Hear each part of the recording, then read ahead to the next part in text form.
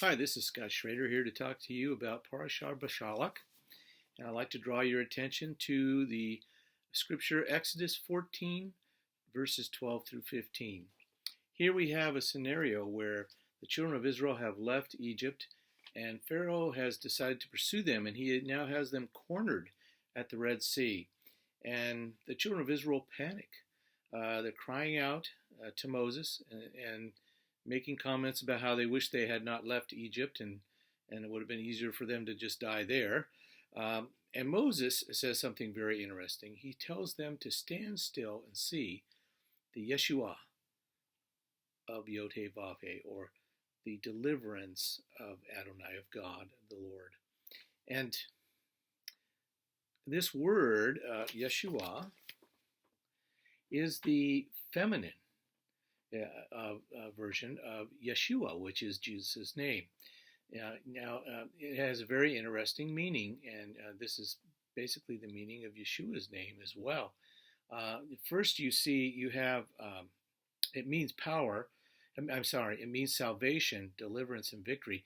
But the first letter here, the Yod, does mean power. So there's power involved. And then there's provision. This can be a consuming, as in eating or any kind of provision, but it's provision. So power and provision that flows together with seeing, and that would be Yeshua's name, but also here, beholding. So this is the version that would be used as a verb or as a noun, as a feminine noun, a participle. So what we're seeing here is not only is there power and the provision, but it's not stagnant. It flows together with actually seeing that power and provision and beholding it. And so it's something that takes place. It's not something that's stagnant that could happen. This is the thing that is happening. And God, when God delivers, it's not stagnant. When he actually delivers, he comes in and he does it. And it's a done thing. It's a done deal. And so this is what Moses is telling. Look, you're going to see this. But it's very interesting. Moses, next scene that we see here is that God is telling Moses to get up off his knees. So here Moses tells him this, and, he's just a man as well. And, certainly wouldn't want to diminish his ministry and his the devotion and everything that Moses had, but he too was a man, and he was on his knees crying to God, and God tells him, get up, stop crying, tell the children of Israel to go forward. So now he's telling them to go forward into the Red Sea before anything has happened. And so this is faith, this is risk. And he says, then lift your staff out and part the sea. And he does, and the sea parts, and the children of Israel do see that yeshuah, that deliverance of the Lord. And there's a victory that comes out of this, because after they cross, then the Egyptian army is destroyed. All these chariots are taken down. And he brought all the chariots of Egypt, he said, and even the iron chariots. And so this was a great victory for the children of Israel. That God wrought for them totally.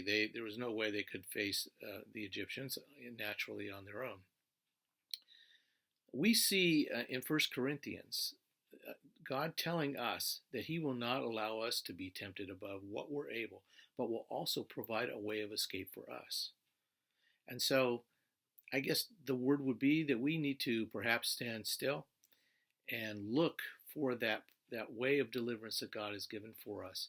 It says in one scripture, a promise that he gave the children of Israel, and they wouldn't settle for it at the time. Isaiah told them, in quietness and confidence shall be your strength. And so when we come into this place where there is no way out, we can look for the deliverance of God and see the yeshuah of God, the deliverance of God, his power coming, his provision coming, flowing together with seeing this actually applied and beholding that salvation as it comes. And so my exhortation to you, maybe you're in a hard place, as we say, between a rock and a hard place. Yes, in Hebrew, the place that it's a hard place is a narrow place, a place where you would be walking down in a small valley in a wadi, and your enemy would be above you, and you didn't know if he was there or not, and he could shoot down on you, and he had an advantage over you in every way. But God brings his deliverance even in those situations. So maybe you're in that tough place. Uh, I just exhort you, if there is no way out, and there may be a way out for you that God's already shown you, but if not, look for his provision, for his way out, for him to come and part that Red Sea for you, the Red Sea in your life, that you might be delivered by the Lord.